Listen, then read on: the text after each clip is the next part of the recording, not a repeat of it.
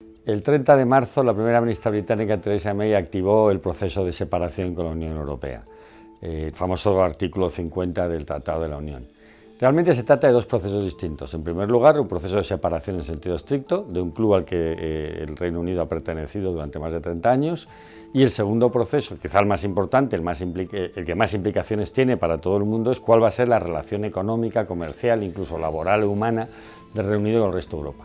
La primera parte, el proceso de separación, realmente se están manejando cifras que hablan de que el Reino Unido tendría que pagar entre 25.000 y 65.000 millones de euros como cheque de salida, digamos. La magnitud del rango o la diferencia tan importante depende de que consideremos fundamentalmente que el Reino Unido pertenecía a un club y lo que debe es la factura al último año, para entendernos, o que pensemos que es un proceso de separación en el que hay que discutir de activos y pasivos, hay que discutir el patrimonio y cómo se reparte.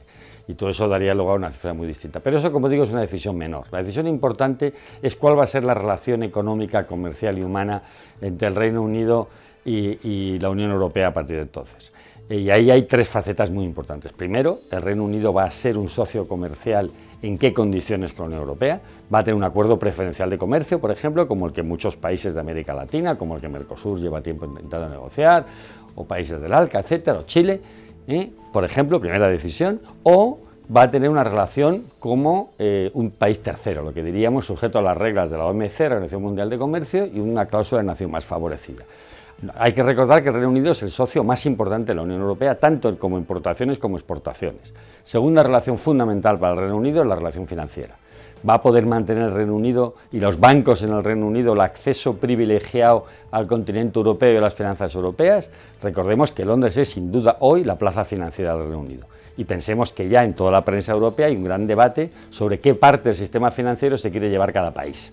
Por ejemplo, la Autoridad Bancaria Europea, cuya sede es en Londres, ya hay 3 ciudades candidatos, entre ellas Madrid, para quedarse con ellos. Es decir, el acuerdo financiero va a ser fundamental porque Inglaterra, el Reino Unido, es una potencia financiera.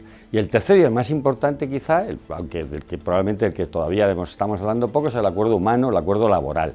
Pensemos que hay más de 1,5 millones de británicos viviendo en el Reino Unido, más de medio millón en España, y hay del orden de 2 millones largos de ciudadanos europeos viviendo en el Reino Unido.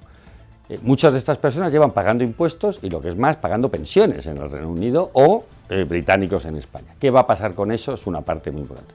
En definitiva, de lo que se trata es de un acuerdo que es muy difícil que se pueda saldar en 2 años y de cuyo resultado final va a depender un tema muy importante. El Reino Unido dice que se separa de la Unión Europea, pero no de Europa, pero la cuestión que vamos a dilucidar en estos 2 años es si el libre cambio y el comercio libre, el comercio abierto, el multilateralismo en relaciones internacionales está muerto y volvemos a una época de mercantilismo, que no nos olvidemos que el reclamo publicitario del Reino Unido es pongamos el Reino Unido primero, pongamos América primero, en un lema que nos suena, o al revés, lo que vamos es como consecuencia de esto una Europa cada vez más integrada, más abierta al mundo y que será por lo tanto una ola de prosperidad para el mundo. Las empresas de América Latina tendrán que decidir cómo se sitúan en este contexto.